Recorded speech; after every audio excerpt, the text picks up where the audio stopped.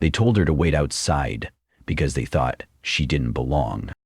At Skylinks Air, Director Thomas Greer saw Captain Evelyn Monroe not as a leader, but as a problem to be quietly reassigned.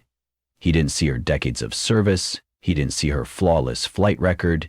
He just saw a black woman in a place he believed she hadn't earned. But when they pushed Evelyn aside, they didn't know who they were dealing with. They didn't know she was a decorated Air Force pilot, a woman forged in combat zones and trained in discipline, truth, and duty. And what came next wasn't just a reckoning, it was a system unraveling, one logbook entry at a time. Before we go any further, comment where in the world you're watching from, and make sure to subscribe, because the story you're about to hear isn't just about one woman. It's about all of us. Sunlight drifted through the tall windows of the Dallas terminal that morning, casting soft gold across the polished floor. The air was quiet, still. Somewhere nearby, a plane's engines roared to life, and just beyond a locked operations door, a revolution was about to begin. With one woman, one refusal, and one undeniable truth. The airport shimmered beneath the soft gold of dawn, the kind of light that makes even concrete feel like promise. Inside the terminal, everything moved with a sense of rhythm. Rolling suitcases, the quiet shuffle of uniforms, flight announcements echoing like a lullaby of motion. At Gate C-27, Captain Evelyn Monroe adjusted her cap with practiced grace. Her uniform was crisp, her silver wings gleaming just above her heart. She was 45 years old that morning, seasoned, calm, and walking into what should have been a milestone, her first command flight for one of the nation's top regional airlines, Skylinks Air. For Evelyn, the sky had never just been a destination. It was a calling. She'd learned to fly in a battered Cessna over Alabama fields, trained her nerves in the Air Force, and sharpened her instincts through countless hours in every kind of weather. She'd flown medevac during wildfires, cargo through snowstorms, and relief missions to hurricane-struck coasts. She'd done the hard work, quietly, faithfully. And now, finally, she would sit in the left seat, not just as a pilot, but as captain. That single word, embroidered on her badge, meant more than rank. It meant trust, authority, a right. As she strode through the crew operations center, heads turned. Some nodded with respect, others offered clipped, unreadable glances.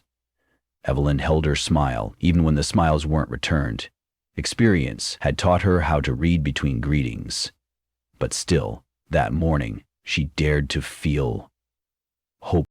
Do you remember a moment like that? When life hinted that everything you'd fought for was finally within reach? She paused by a wide glass window as jets taxied below. She could almost hear her grandfather's voice again, rough, kind, full of old wisdom, saying, "The sky doesn't care what you look like, baby girl, just how you fly." And fly she would, or so she believed.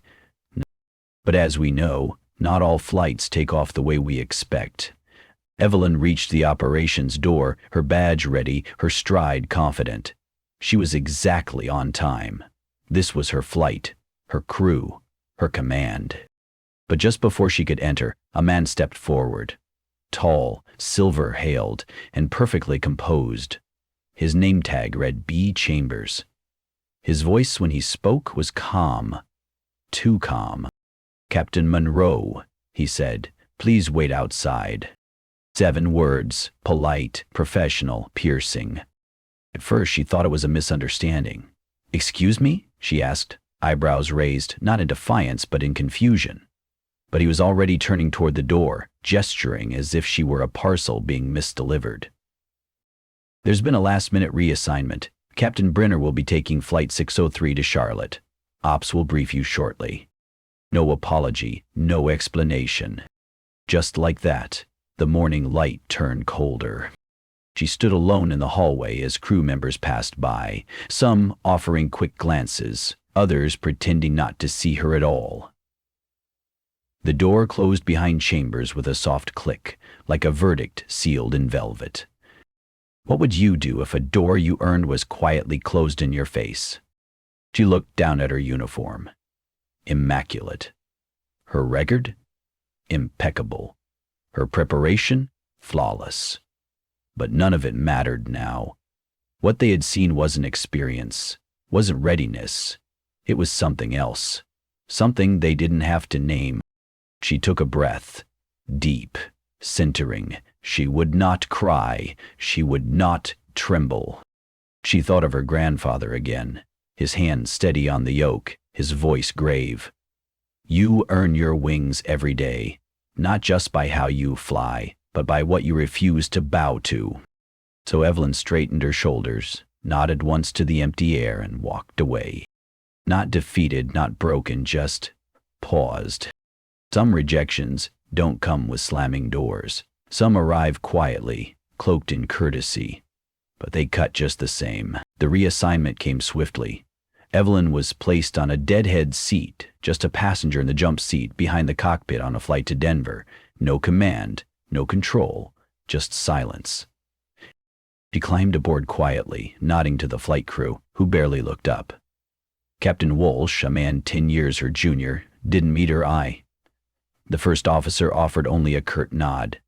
To them, she was extra weight, a shadow in uniform. But Evelyn had learned something long ago. When you're sidelined, don't disappear, observe. So she sat, back straight, mind sharper than ever, and what she saw unsettled her. A skipped cross-check here, a rushed checklist there. The captain laughed off a minor warning light with a shrug. We fly like this all the time, he said. One oversight could be dismissed, but 5, 10, and these weren't just casual errors. These were habits. Cultural, collective, quietly condoned. Have you ever felt your trust begin to splinter, quietly, like hairline cracks in glass? Evelyn didn't scald. She didn't raise her voice. Instead, as the aircraft rumbled toward altitude, she pulled out the small leather-bound notebook she always carried, her skylog, the one that had followed her through combat missions, midnight landings, and hard-won promotions. She began writing.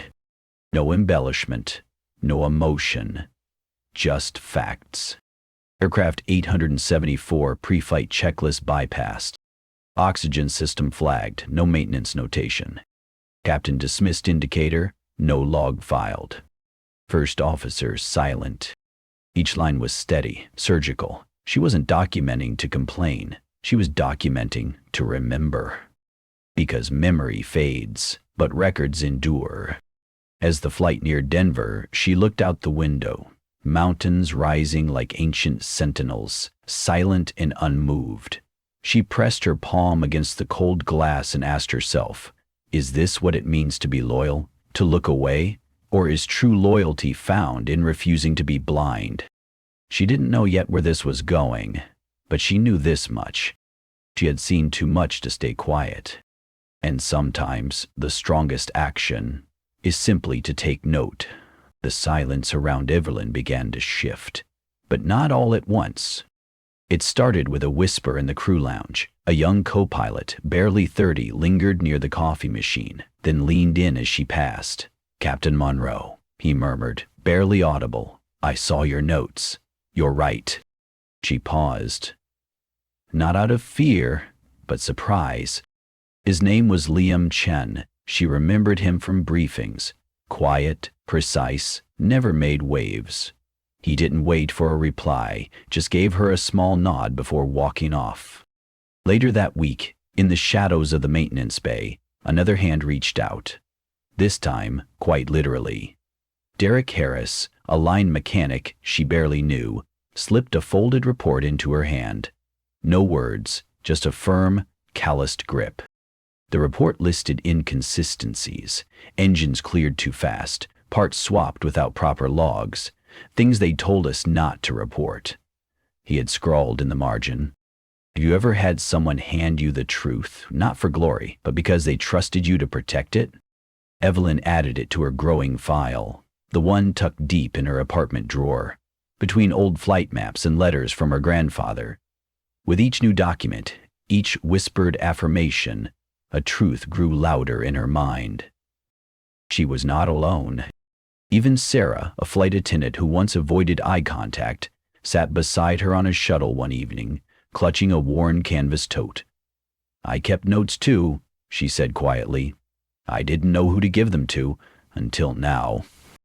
The papers were simple: mismatched repair logs, discrepancies in emergency equipment checks, handwritten notes on cabin conditions marked resolved when they weren't. Evelyn didn't cry, though her chest ached with the weight of it. The system wasn't just flawed, it was silencing the very people who cared most. As the shuttle rattled down the darkened road, she looked out the window and whispered to herself, "It's beginning, isn't it? The moment the silence starts to break." Because sometimes courage doesn't shout, it passes quietly, hand to hand, heart to heart. It began with a single email. No name, no subject, just a file attached, and one line of text. "For someone who will do the right thing." That someone was an investigative journalist at the Chronicle, known for exposing quiet disasters hidden behind corporate polish. And that file? A meticulously compiled record. Evelyn's log, Derek's reports, Sarah's notes, cross-referenced, time-stamped, airtight. She didn't send it out of anger. She sent it because truth had a weight, and hers had grown too heavy to carry alone. By morning, the headline read, "Cracks in the Cabin. Whistleblower exposes safety failures at Skylynx Air." The ripple was instant. By noon, the FAA had launched a formal inquiry. Cable news panels scrambled to explain hydraulic systems and inspection backlogs. Passengers began flooding social media with stories: mid-air turnbacks, unexplained maintenance delays, silent apologies from tired flight crews. The airline issued a statement, measured, rehearsed. They vowed to investigate thoroughly and reaffirm their commitment to safety. But behind the scenes, panic set in. Executives convened in hush-toned emergency meetings. Legal teams scanned old memos. Flights were suddenly canceled, rescheduled, scrubbed. And Evelyn, she kept flying. She didn't speak to reporters. She didn't post online. She logged her hours. She double-checked every system. And when the turbulence came, because it always does, she flew straight through it, steady as ever. Have you ever witnessed the moment something false starts to unravel thread by thread? In the halls of Skylynx, people whispered her name, not in scorn now, but with awe. Even the ones who once looked away now looked up. A janitor gave her a quiet thumbs up near the elevators. A junior pilot left her a cup of coffee with a napkin note. "Thanks for not blinking." The truth had taken flight. It wasn't loud, it wasn't fast, but it was unstoppable. And for the first time in a long while, Evelyn felt something stir beneath the armor she had worn for so long. Hope. It didn't collapse with a bang. It fell with a shuffle. Papers signed in quiet rooms, names erased from directories, reputations crumbling like old plaster. First to go was the director of flight operations, Thomas Greer. One morning, his office doors simply didn't open. The next, his nameplate was gone. Within a week, Skylynx legal counsel resigned. Then came the head of maintenance, escorted from the hangar floor, under the eyes of federal inspectors. And finally, the CEO himself, once untouchable, always polished, was placed on indefinite leave. Each departure was marked by silence, but silence, Evelyn had learned, often screams the loudest. Have you ever watched something built on denial begin to rot from within? The stock plummeted. FAA issued a suspension. Contracts dissolved. The Skylynx logo, once a proud emblem stitched on every uniform, began to feel like a warning label. Within a month, the airline filed for bankruptcy. Evelyn sat alone the day the news broke, sipping black coffee in the small employee cafe overlooking the tarmac. Out there, grounded planes sat idle, metal giants robbed of purpose. Their wings were heavy now, and for the first time no one was rushing to lift them. She didn't smile. There was no joy in decay. But there was clarity. This wasn't about vengeance. This was about rescue, about honoring the sacred trust between the people who fly and the people who follow instructions to buckle up and believe. Derek found her later that afternoon, sliding into the seat across from her. "They're saying it started with one report," he said, eyes steady. "That was you, wasn't it?" Evelyn didn't answer. Instead, she looked out the window. A jet in a different livery was climbing into the sky, clean, new, free. And she wondered aloud, not to him but to herself, isn't that what we were fighting for? Not to break the sky, but to make it safe again? Because the sky was never the enemy. Only the people who stopped respecting it were. Spring arrived in subtle ways. The air in Dallas softened. The light lingered longer on the runway. And for Evelyn Monroe, something else had changed. Something deeper than seasons. A letter arrived, tucked among utility bills and grocery ads. The envelope was plain. The seal, inside, a quiet invitation. In recognition of your integrity and service, the Department of Transportation requests your participation in the National Aviation Integrity Board. No press, no cameras, just a chair, offered at a table where rules were rewritten and futures were shaped. Evelyn stared at the page for a long moment. It wasn't triumph she felt. Not vindication. It was purpose. Had you been offered a seat where change could begin, would you take it, even after everything? She said yes. The committee met in a modest building tucked into Washington's veins of power. Around that table sat engineers, pilots, safety officers. Many who had seen what she'd seen, some who had stayed silent too long.